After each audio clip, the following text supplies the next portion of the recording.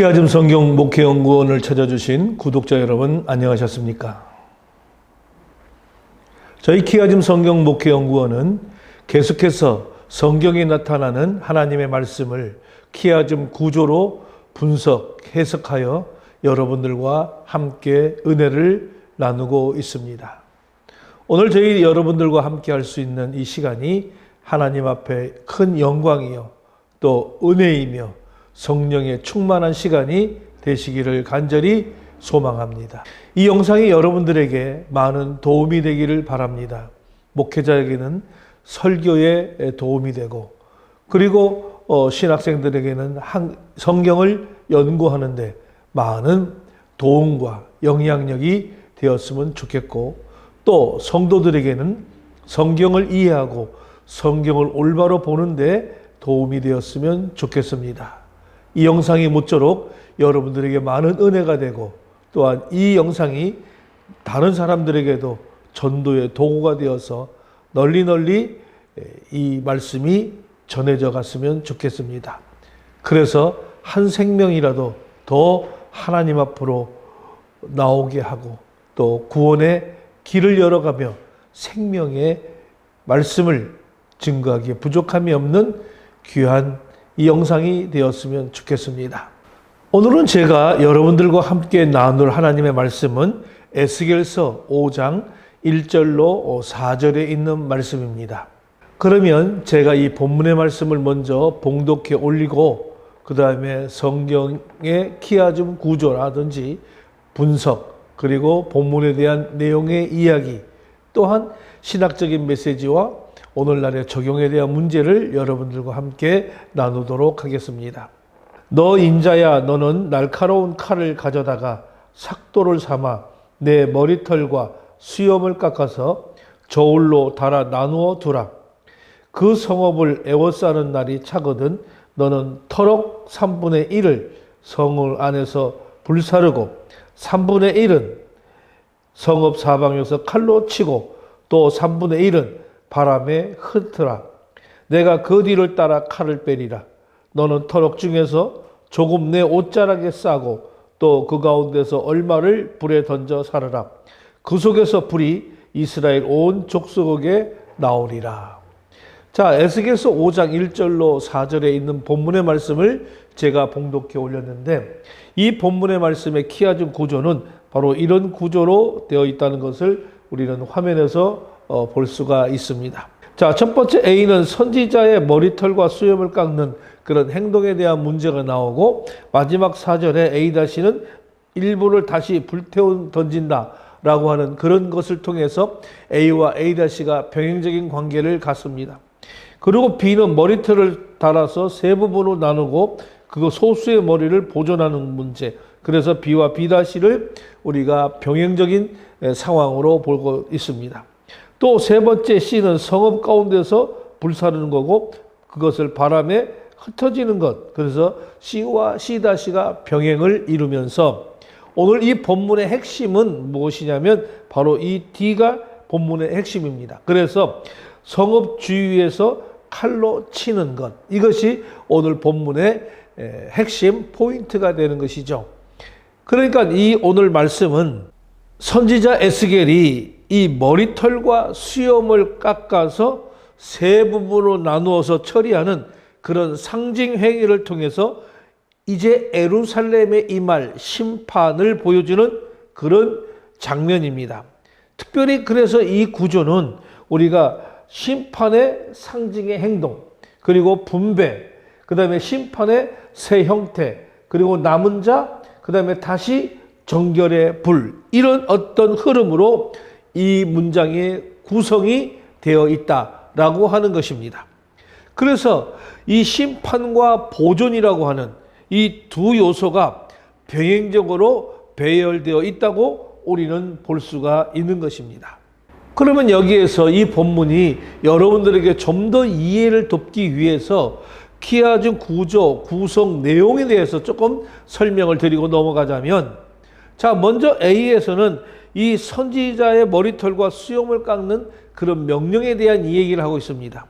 하나님께서는 선지자에게 날카로운 칼을 면도칼처럼 사용하면서 머리털과 수염을 깎으라고 그렇게 명령을 하시는 것을 볼 수가 있죠. 여러분, 고대 이스라엘 문화에서 이 머리와 수염은 남자의 명예와 존엄성을 아주 상징하는 그런 요소이기 때문에 이러한 행동은 어떤 단순한 외적인 행동이 아니라 민족의 수치와 파멸을 상징하는 그런 행동이라고 우리는 이해할 수가 있습니다. 그리고 B에 보면 머리털을 달아 세 부분으로 나누는 상황을 볼 수가 있습니다. 자, 선지자가 깎은 이 머리털을 저울로 달아서 세 부분으로 나누어야 합니다. 자, 여기서 저울을 사용하는 장면은 바로 하나님의 심판의 무질서한 파괴가 아니라 하나님의 심판은 정확하고 공의로운 판단에 따라 이루어진다는 사건임을 상징적으로 보여줄 수가 있습니다. 그 다음에 C, 성읍의 가운데서 불사릅니다. 불태우는 걸 볼 수가 있는데, 첫 번째 부분은 성읍 가운데서 불을 태워야 하고, 그리고 이는 예루살렘의 멸망 속에서 발생하게 될 그런 기근과 전염병으로 인한 그런 죽음을 상징한다고 이해할 수가 있습니다. 그러면 핵심적인 이 D는 뭐냐? 칼로 치는 부분은, 두 번째 부분은 성읍 주위에서 칼로 치도록 되어 있습니다. 이는 전쟁과 침략 속에서 많은 사람이 이 칼에 의해 죽게 될 것을 상징하는 그런 장면이라고 할 수가 있지요. 그 다음에 C-는 바람에 흩어지는 문제입니다. 이 세 번째 부분은 바람에 흩어 버려야 하는 것입니다. 이것은 예루살렘 멸망 후에 백성들이 열방 가운데 흩어지는 그런 포로 생활을 상징하는 표현이라고 이해할 수가 있습니다. 그 다음에 B-, 소수의 머리털은 보존이 되는 것입니다. 그러니까 남은 머리털은 보존하는 것입니다. 자, 하나님께서는 소수의 머리털을 옷자락에 잘 싸서 보존하도록 그렇게 명령을 하십니다. 이것은 완전한 멸망 속에서도 하나님께서 남은 자를 보존하신다는 그런 남은 자 렘넌트의 신학적 메시지를 보여주는 그런 장면이라고 할 수가 있습니다. 아주 중요한 신학적인 문제죠. 렘넌트 사상. 그 다음에 A-는 일부를 다시 불 가운데 던지게 됩니다. 남은 머리털 중에서 일부는 다시 불 가운데 던져지게 되는 것이죠. 이것은 남은 자 가운데서도 여전히 어떤 정결과 심판의 과정이 계속된다는 사실을 보여주는 어떤 상징적인 장면이라고 말씀을 드릴 수가 있습니다. 제가 한 구절 한 절을 간단하게 설명드리면 여러분들이 이 본문 전체를 잘 이해하기에 문제가 없을 것입니다. 그러면 이것을 통해서 우리가 어떻게 구조가 형성됐는지 구조 분석을 통해서 여러분들이 좀 더 깊이 이 본문으로 들어가 볼 수가 있습니다. 자, 이 키아준 구조를 통해서 우리는 구조 분석을 해보면 A와 A-는 바로 수치와 정결에 대한 문제죠. 처음에는 머리털을 깎는 그런 행위를 통해서 민족의 수치가 상징적으로 표현되면서 마지막에서는 또 불을 통해서 정결의 과정이 나타나고 있는 것입니다.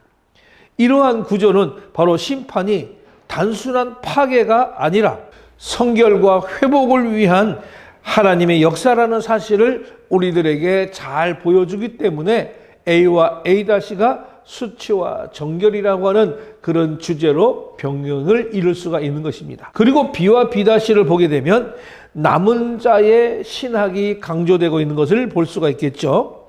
자, 머리털을 세 부분으로 나누고 소수의 머리털을 옷자락에 싸서 남긴다고 그랬습니다. 그러니까 하나님께서는 완전한 멸망 속에서도 일부를 보존하심으로써 하나님의 구속의 역사가 완전히 중단되지 않는다는 사실을 보여주고 계시는 장면이기 때문에 이 남은 자 신학의 강조를 통해서 B와 B-가 병행적인 관계를 이루고 있는 것이죠. 그 다음에 C와 C-는 포로 생활과 죽음을 보여주는 것을 하나의 병행으로 이루어집니다.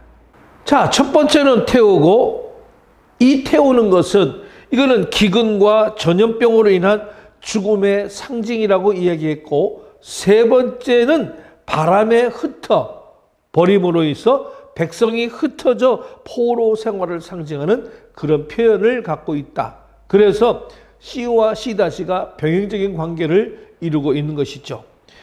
그리고 이제 중심 C의 핵심 부분을 보게 되면 불, 칼, 흩어짐이라고 하는 이 세 가지의 심판의 형태가 강조되고 있다는 것을 우리는 핵심 키워드가 될 수가 있는 것입니다. 자, 이 불, 칼, 흩어짐이라고 하는 이 세 가지 형태의 심판, 이것이 강조되고 있는 것을 볼 수가 있죠. 이것은 예루살렘 멸망 이후 이스라엘 백성이 경험하게 될 아주 대표적인 세 가지 재앙을 보여주는 것으로 전쟁과 기근, 그리고 이 포로 생활이라고 하는 역사적인 현실을 상징적으로 드러내고 있다라고 하는 것을 우리는 볼 수가 있습니다. 자, 이 본문을 통해서 키아종 구조를 보고 그 키아종 구조가 어떻게 구성되었는지 내용을 알고 그 다음에 키아종 구조의 분석을 우리가 해보면 좀 더 이 본문 전체를 우리가 이해하는데 큰 문제가 없고 아주 쉽게 이 본문에 대한 내용이 우리들에게 다가오고 있는 것을 볼 수가 있습니다.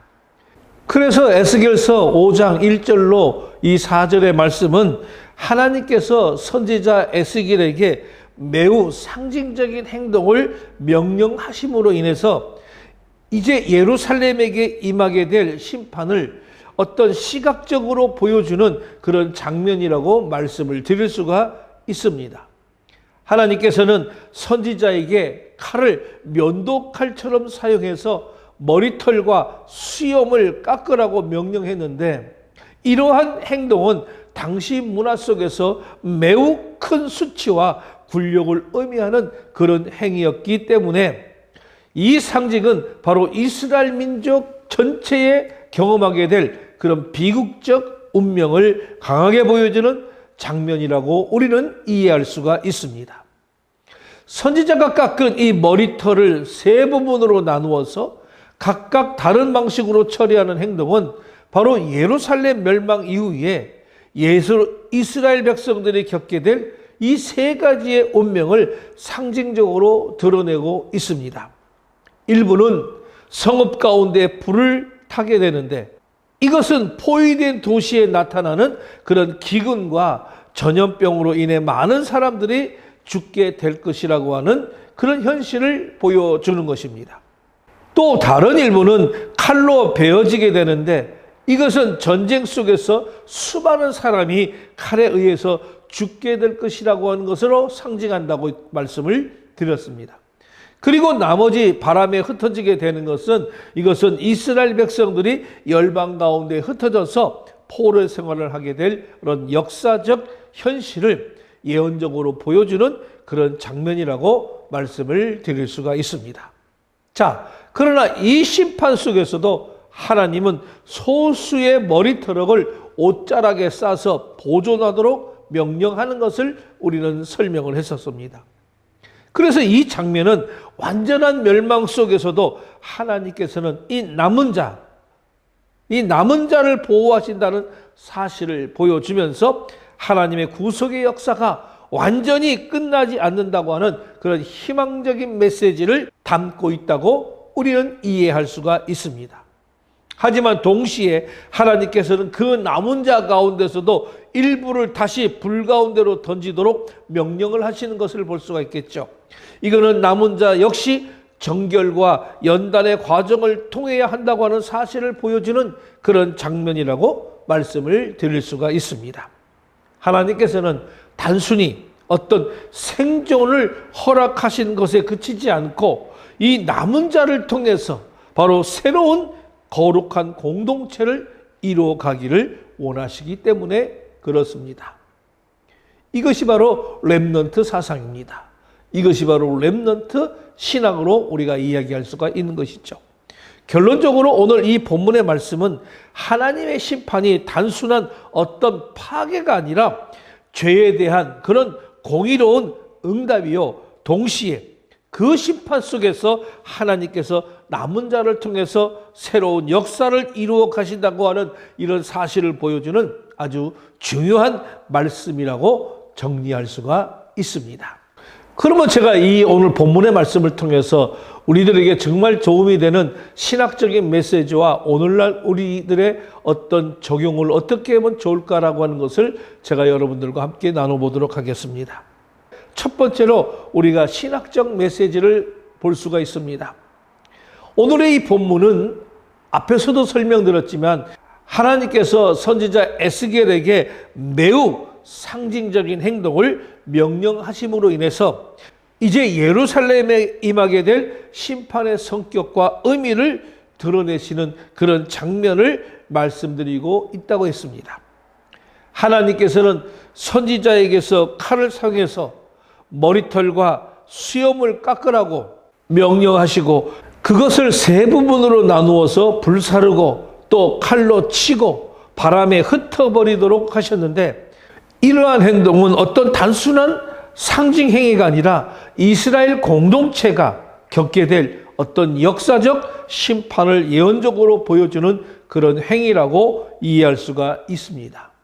자, 무엇보다도 오늘 이 본문이 보여주는 첫 번째 신학적 메시지는 바로 하나님의 심판은 결코 우연하거나 감정적인 분노의 결과가 아니라 바로 공의로운 판단에 따를 것이라고 하는 사실을 말씀을 드릴 수가 있는 것이죠.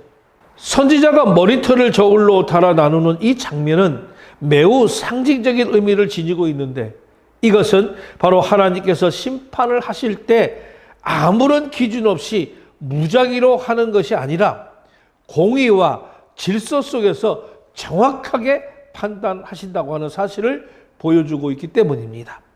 그러므로 이 장면은 하나님이 역사를 다스리시는 분이며 그분은 심판은 언제나 공의와 진리 위에서 이루어진다고 하는 사실을 깊이 깨닫게 해주는 말씀이라고 할 수가 있습니다. 두 번째 부분은 죄에 대한 하나님의 태도가 얼마나 엄중한가를 보여주는 말씀이라고 할 수가 있겠죠. 머리털 이 세 부분이 각각 불에 타고 칼에 의해서 죽고 바람에 흩어지는 그런 장면은 단순한 상징을 넘어서 이스라엘이 겪게 될 그런 어떤 참혹한 역사의 현실을 보여주는 그런 예언이었습니다. 하나님께서 이처럼 강렬한 상징 행동을 통해서 심판을 보여주는 이유는 무엇입니까? 이스라엘의 죄가 어떤 단순한 실수나 그런 약점의 문제가 아니라 이 하나님과의 언약 관계를 깨트린 그런 심각한 배반이었기 때문이라고 우리는 이해할 수가 있습니다. 그렇기 때문에 오늘 이 본문은 하나님께서 인간의 죄를 결코 가볍게 여기지 않으신다는 것이고, 그리고 죄는 반드시 하나님의 공의로운 심판을 불러온다고 하는 사실을 분명하게 가르쳐주고 있다고 하는 그런 말씀입니다. 세 번째는 심판 가운데서도 하나님의 은혜와 또 구속의 의지가 완전히 사라지지 않는다는 사실을 보여주고 있는 것이죠. 하나님께서는 머리털을 완전히 제거하시도록 하지 않으시고 일부를 옷자락에 싸서 보존하라고 명령했는데, 이것은 성경 전체에서 반복적으로 나타나는 이런 남은 자의 신학을 보여주는 그런 장면이라고 이해할 수가 있습니다. 이 하나님께서는 죄에 대해서 분명하게 심판하시지만은 그 심판 속에서도 하나님의 백성을 완전히 끊어버리지 않으시면서 언제나 새로운 역사를 시작할 그런 남은 자를 보존한다고 하는 사실을 이 본문을 통해서 확인할 수가 있습니다. 우리는 이 마지막 때에 우리 모두는 남은 자로서의 모습이 되어야 한다는 것이죠. 그리고 네 번째는 이 남겨진 머리털 가운데 일부를 다시 불 가운데 던지게 하시는 이런 장면은 바로 남은 자라고 해서 이것이 자동적으로 안전한 상태에 있는 것이 아니라 하나님 앞에서 정말 정결과 연단의 과정을 계속 통과해야 한다고 하는 그런 사실을 보여주는 장면이라고 말씀을 드릴 수가 있습니다. 하나님께서는 단순히 생존자를 남기는 것만이 아니라 거룩한 공동체를 세우기 위해서 남은 자를 정결하게 하시는 분이시기 때문이 그렇습니다. 자, 오늘 신학적인 메시지의 결론은 이 본문이 전달하고 하는 신학적 메시지는 하나님은 죄를 매우 심각하게 바라보시는 공의의 하나님이시며 동시에 심판 속에서 구속의 역사를 이어가시는 은혜의 하나님이라고 하는 사실을 동시에 보여주는 그런 말씀이라고 정리해 볼 수가 있습니다. 그럼 두 번째로 우리는 오늘날의 목회 적용에 대해서 알아보도록 하겠습니다. 오늘 이 본문의 말씀은 고대 이스라엘의 역사적 상황 속에서 선포되는 그런 말씀이지만은 이 말씀 속에 담긴 어떤 영적인 원리는 오늘을 살아가는 신앙 공동체와 성도들에게도 매우 중요한 교훈을 제공하고 있다고 말씀을 드릴 수가 있습니다. 먼저 첫 번째로 하나님 앞에서 죄를 가볍게 여기지 말아야 한다고 하는 사실을 우리들에게 깊이 깨닫게 하고 있습니다. 오늘날 사람들은 종종 죄를 어떤 단순한 인간의 약점이나 또는 문화적인 문제로 이해하려고 하는 그런 경향이 있지만 성경은 죄를 하나님과의 관계를 깨뜨리는 심각한 문제로 바라보고 있습니다.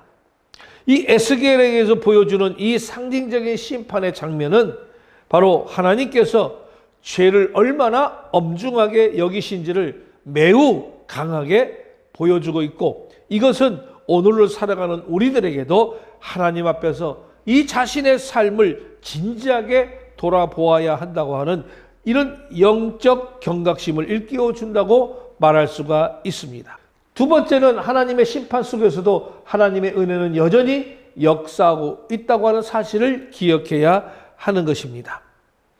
하나님께서는 이 심판 가운데서도 남은 자를 보호하시면서 그들을 통해서 다시 하나님의 구속의 역사를 이어가기를 원하십니다.